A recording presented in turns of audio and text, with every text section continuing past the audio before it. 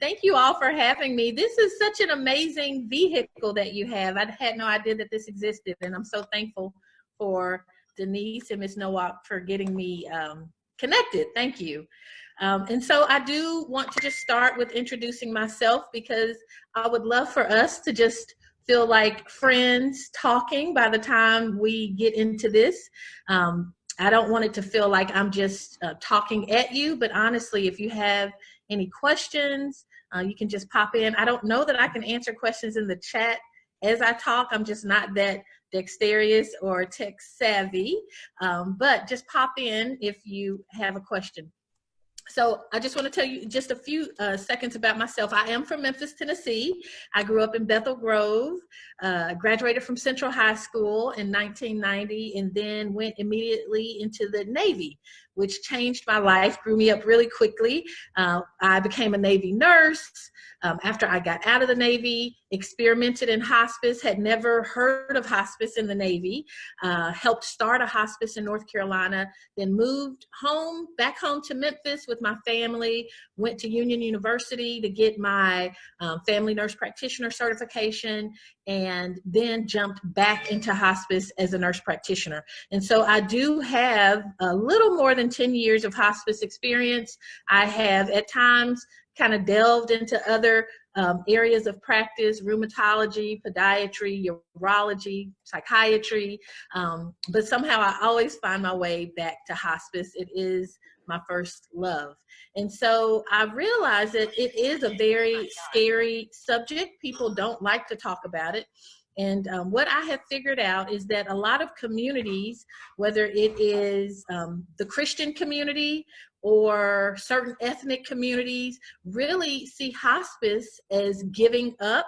And so they feel like if we talk about it, then we aren't trusting God, or we aren't trusting our own strength. And some people even fear that when you come onto hospice, we're going to expedite your transition to heaven. And I always tell my patients, we don't rush you to heaven, but we also don't slow things down like traditional medicine does. We walk at the same pace that you're walking with Christ, and we keep up with you.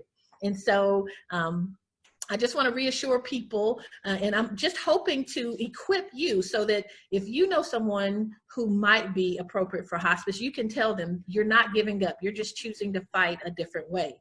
You're choosing to spend your last days, weeks, months on earth at home with your family, watching The Price is Right, or whatever you want to watch, instead of spending it at the dialysis center or in the ER, or going back and forth to appointments that might not be fruitful. And so I want to just say that hospice has been around since the beginning of time. People have been taking care of their loved ones who are in the last phase of their life since man was created. But as an organization, hospice goes all the way back to the Crusades. That's the first time that hospice as an organized entity is mentioned. And then it kind of fell off, but then in the 1940s, 50s in England, hospice was started again as an organized opportunity for people to receive end-of-life care. And in the 1970s, Elizabeth Kubler-Ross revolutionized hospice for the United States, and then Medicare jumped on board in the 1980s. And so what that means is that everyone is entitled to hospice, and it is a free benefit, and it actually is an entitlement. I consider it a grave disjustice if people die without experiencing the blessing that hospice is. And I hope that as I answer questions and just share my experiences, you will realize that it truly is something you're entitled to, and it is a blessing for you and your family. And so, as I mentioned, Medicare, they are the overarching authority when it comes to hospice. All other insurances kind of default to the way Medicare does it. And Medicare has set up very, very clear guidelines as to who is appropriate for hospice. There are certain diagnoses, and most people think of cancer, but hospice is not only relevant for patients who have cancer. There are several other diagnoses for which someone can be hospice appropriate. Stroke is one, heart disease, kidney disease, ALS, Parkinson's, Huntington's disease, HIV, liver disease, any kind of end-stage disease. And even if those aren't a disease that the patient has, but the patient is just losing a lot of weight, can't eat as much as they want to, weaker than they used to be. There's even a diagnosis called severe protein calorie malnutrition, which we check someone's albumin, look at weight loss, and we can admit someone for that, for simply not being able to maintain their own calorie balance. And so Medicare does set these requirements. We actually have checklists that we go by. So if someone, if we get a referral for Alzheimer's, it is not, an end-stage Alzheimer's patient is not someone who is kind of putzing around at home, turning on the stove, although that's very, very difficult for families.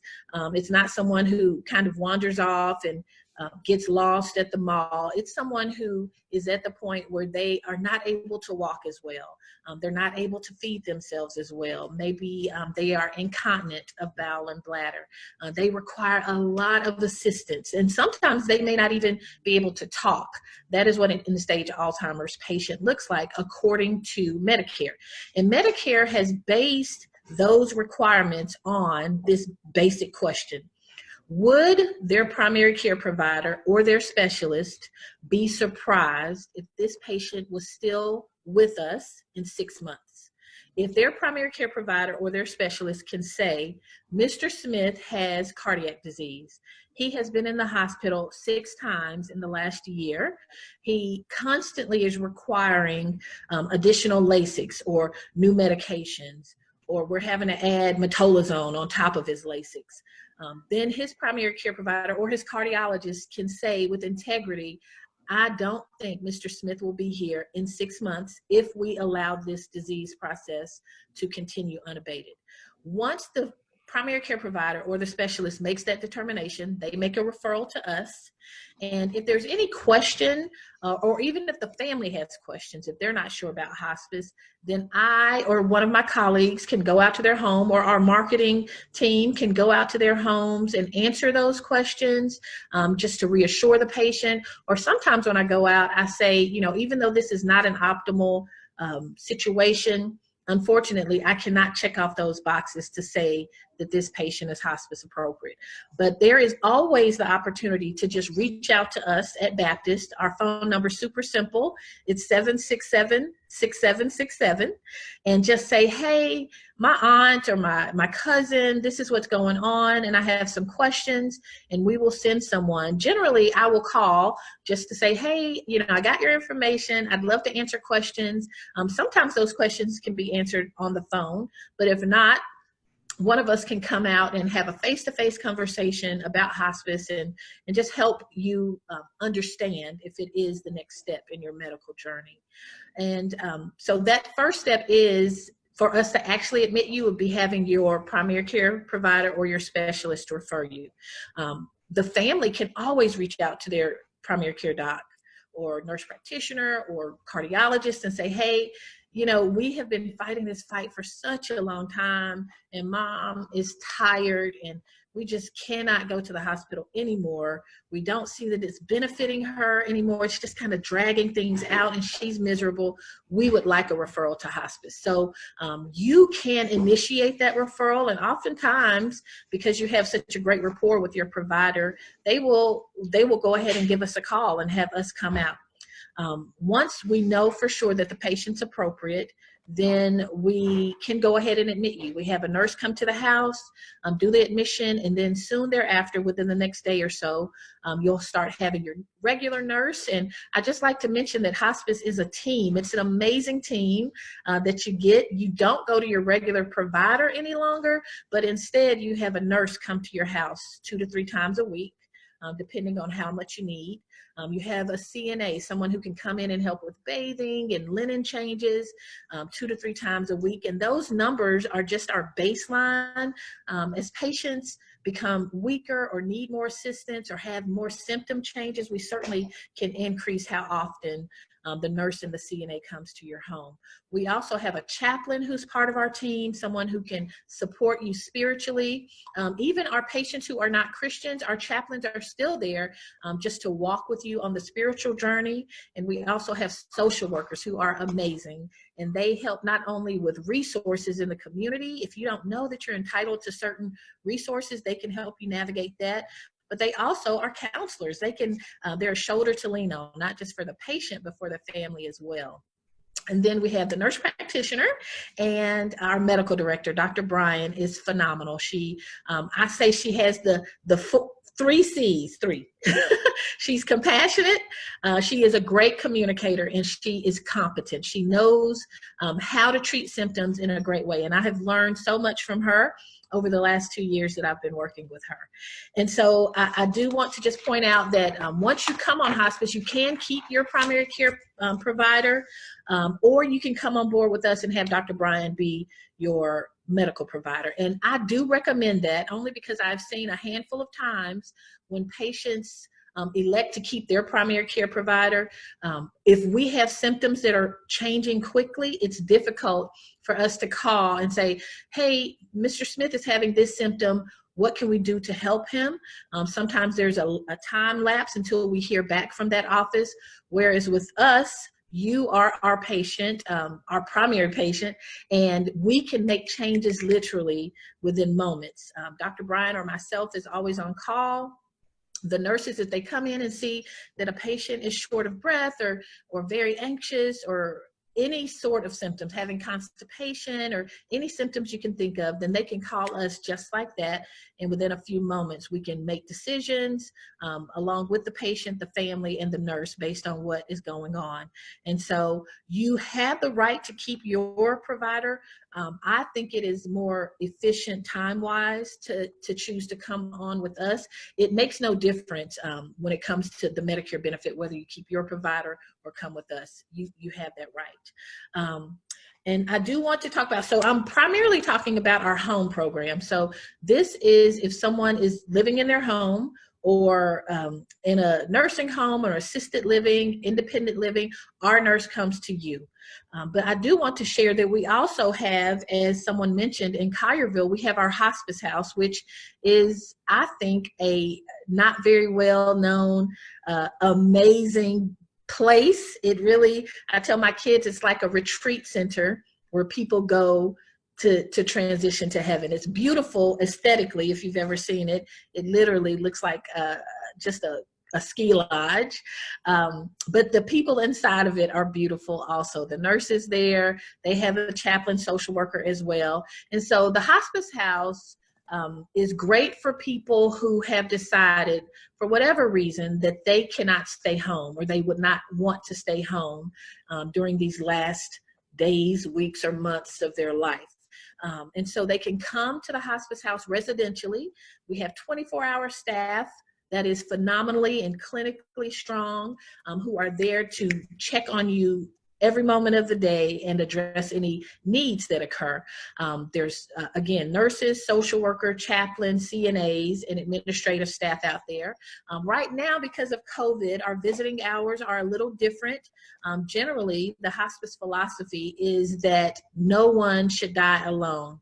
And so generally, before COVID, our doors were wide open. Now things are a bit limited to one visitor for a few hours a day. And our hope is that as soon as things are safe again, we can open our doors wide open again. But we do want to just make sure that our patients and our staff are safe. But if someone goes residentially, although Medicare pays for the actual hospice benefit, there is an additional fee for room and board. And so if you're interested in the hospice house, you can call me or Denise, our marketer, or I think Brooke, our marketer, is on the call as well now. And we could help direct you to the hospice house. And there are two other ways to go to the hospice house that actually are no cost. If someone is having symptoms that are out of control. So if we have a home patient who we have tried to get pain or nausea under control and we're just having a tough time, then the patient can go to the hospice house GIP, which is generalized inpatient. And that basically, we're telling Medicare, we have done all we can in this patient's home to get them comfortable. And now we need to take them to an inpatient setting so that we can really address these symptoms as well as possible. And that is indefinite. If we can get the patient there, get those symptoms addressed within 3 days, then the patient can go right back home. Going to the hospice house doesn't mean you have to stay there. So that's GIP. That doesn't cost anything. The second way that you can go to the hospice house at no cost is respite.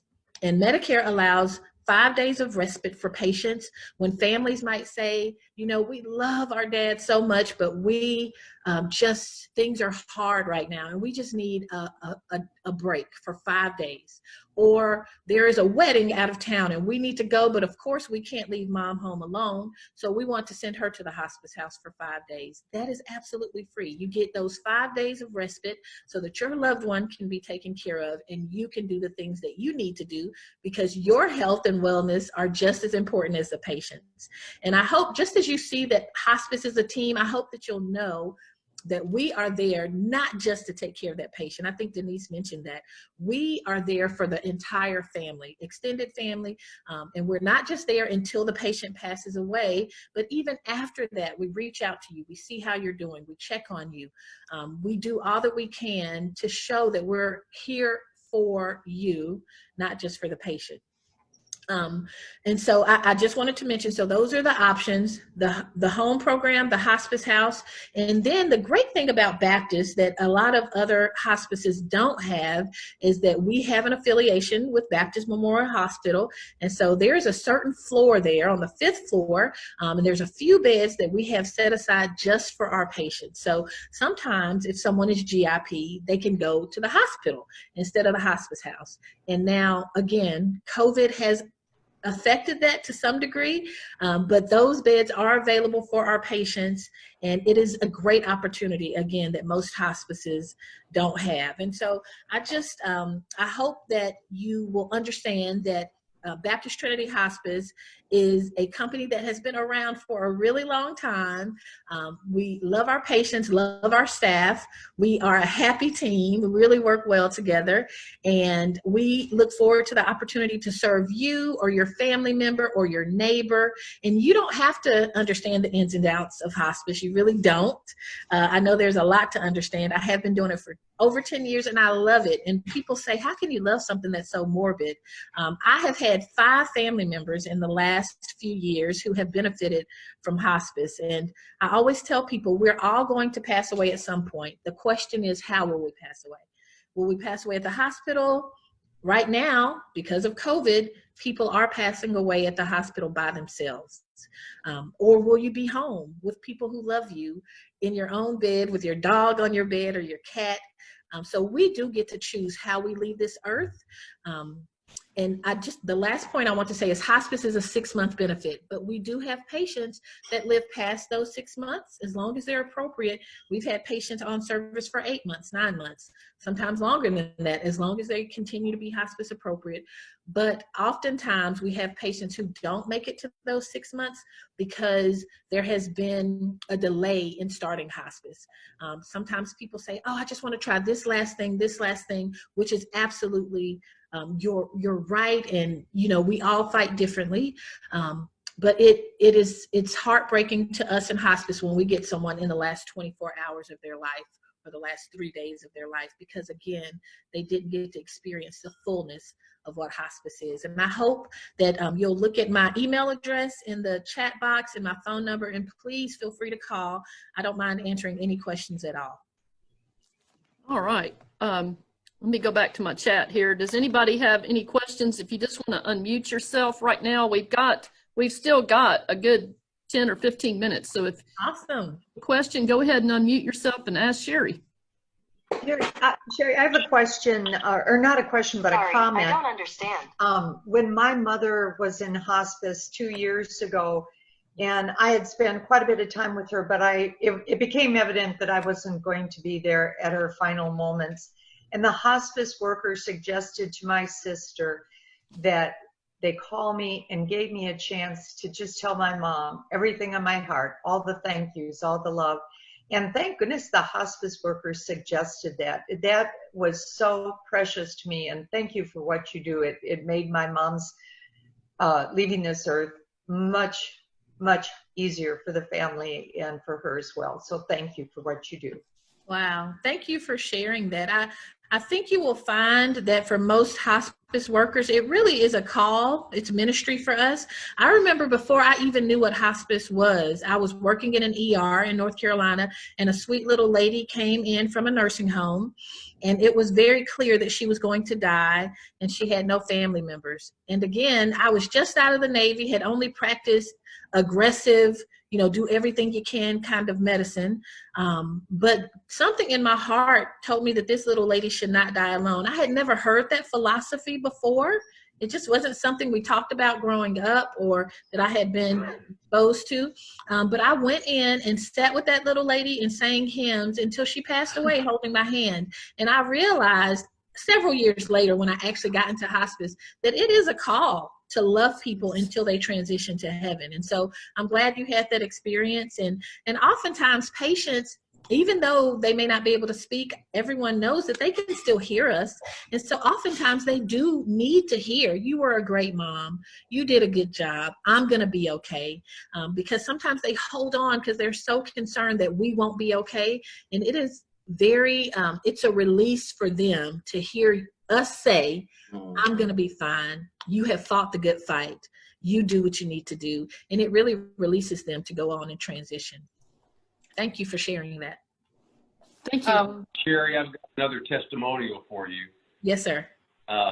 This is Tom Landon with Mid-South Home Helpers. I had a situation too, and I want to bring this up because even in the face of a loved one who has a large family around them and a very strong support system, that, the inevitability of the health of my father when we lost him several years ago was receiving hospice care at home.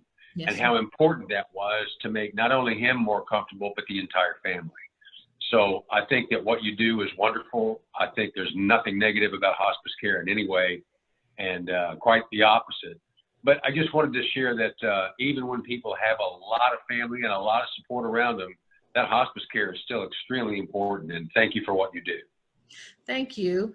I studied psychology for a bit in school, and there's this theory that the more people there are, the less likely someone will do something. I think it's called a mob mentality maybe. But even when there's lots of family, everyone relies on someone else to do what needs to be done sometimes, not always. But you're right. Even though there's a huge family, we are there so that we can provide all of that clinical care and the bathing and things like that so that you can just be the son or just be the brother. And you can really, those last days, weeks, or months, you can just enjoy your loved one and we'll do all the hard work. Yeah. I just, again, I don't have a question. I just want to share that it was actually at your hospice place that I was volunteering through my church, Incarnation. And I happened to visit a lady and I brought a rosary to her. I didn't know how close she was to leaving us, but I ended up being the last person she saw, and her eyes were closed, and I was scared to go, to be honest with you, but sure. You do what you're called to do. And I placed a rosary in her hand, and she opened her eyes and just, we connected. And I really thought that I would feel drained from that, because it would be emotional. But when I found out I was the last person to visit with her, and that we had that moment, the opposite was true. I just felt totally energized, and I felt like that I had made a difference for this person. Absolutely. And it just amazed me, and I can see it would be addictive to me, honestly, because you're just there for people at their time of need, and you just feel so fulfilled that you were able to do that. You do. It's not a negative at all. No, thank you for sharing that. That's beautiful.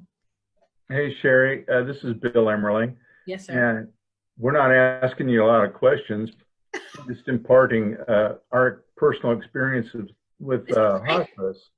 But sometimes, you meet people in a day-to-day, and you look at people and you say, that person is exactly where they need to be. And that's you. Wow. Thank you. You bring so much joy and to a subject that a lot of people don't like to talk about. And my wife and I are in Tennessee because my mother-in-law came down with pancreatic cancer and obviously didn't have a good prognosis. So the last 3 weeks of her life, she had hospice care in her home. Yes, sir. And those women, those nurses were angels on earth, without a doubt. Wow. Thank you, Mr. Bill. Sherrie, Sherrie, somebody is asking you to put your contact information in the chat log, if you will, Sherrie, please. Okay, I sure will. Sherrie, Go this ahead. is Earl Leak. I do have a question. From your Yes. experience, the person who is in the hospital in the last stages versus somebody who's at home in hospice, have you seen that the person who's in hospice is living any longer than the person who stays in the hospital? That is an excellent question, actually. When I first, when I became a nurse practitioner and went back into hospice, I looked up some studies, and there is a study that shows that patients who are at home on hospice live an average of 28 days longer than patients who are following the traditional medicine route, who are going in and out of the hospital, getting ventilated, getting tons of high, what I call heavy hitter drugs. The patients who are home and able to rest and have services come to them do live an average of 28 days longer. Okay, that's you good. can't apply that to everyone, but on average, people, because, you know, I think Americans in general, we consider quantity more important than quality. And so if we can drag out mama's life another 3 weeks, then that's great.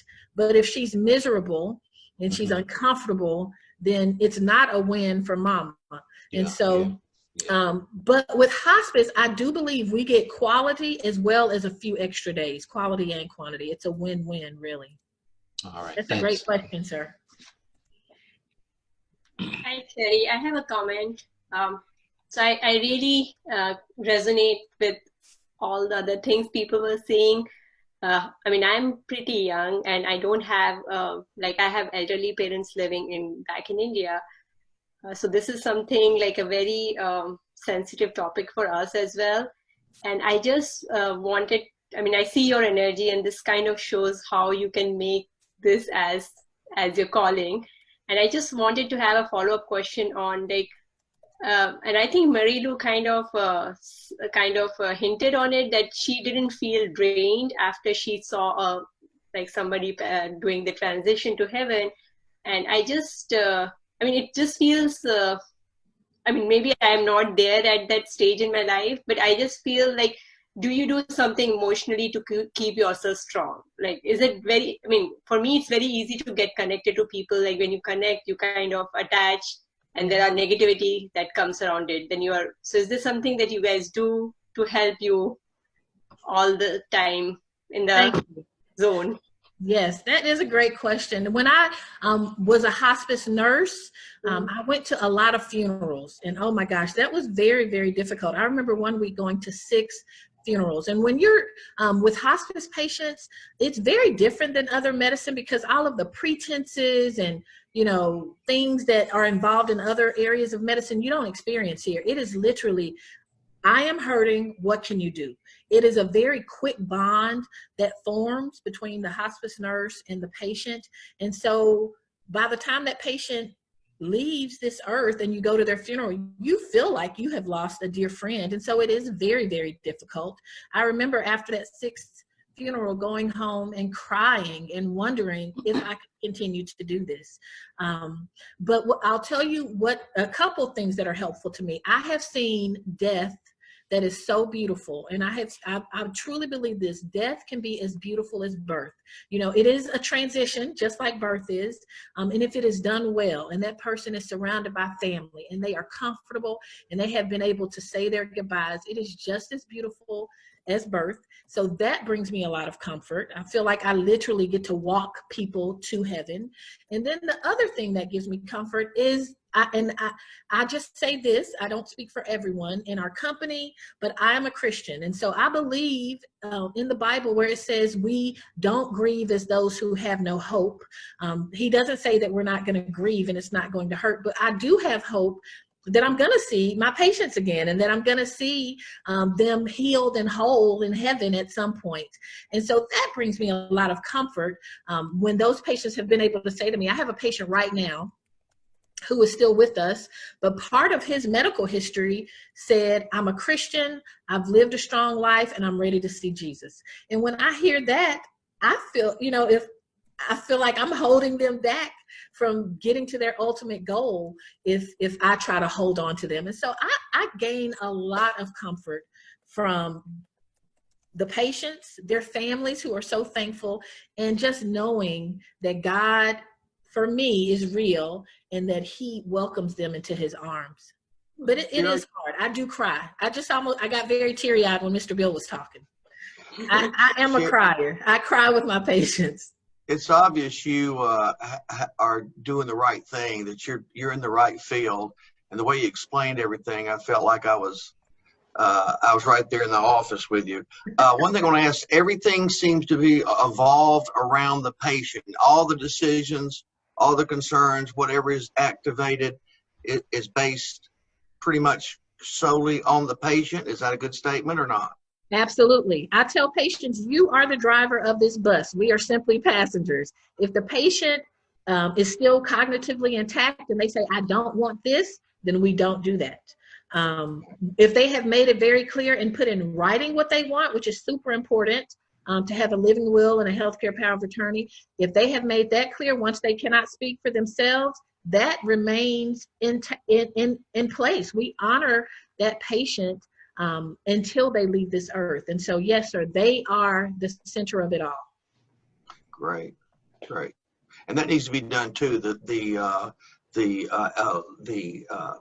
legal part of that is important. I had that done a few years ago and know exactly how that's going to take. That will take so much pressure off the family when you've designated somebody and they're responsible for what's going on. It really makes a big difference. I was so relieved when I got that done for me and my wife. It is. I feel like that's one of the greatest gifts we can give our families, so they don't have to make that very difficult decision in the moment, when we're in the hospital or in the ER and they're trying to decide if I should be intubated. If I've already made that clear and in writing, they don't have to make that decision. And on the other side of everything, they can rest and they can have peace knowing that they didn't contribute or they just followed my wishes. And so it is very important. Right. Thank you so much, Sherrie, and everybody who has attended Talk Shop today. We're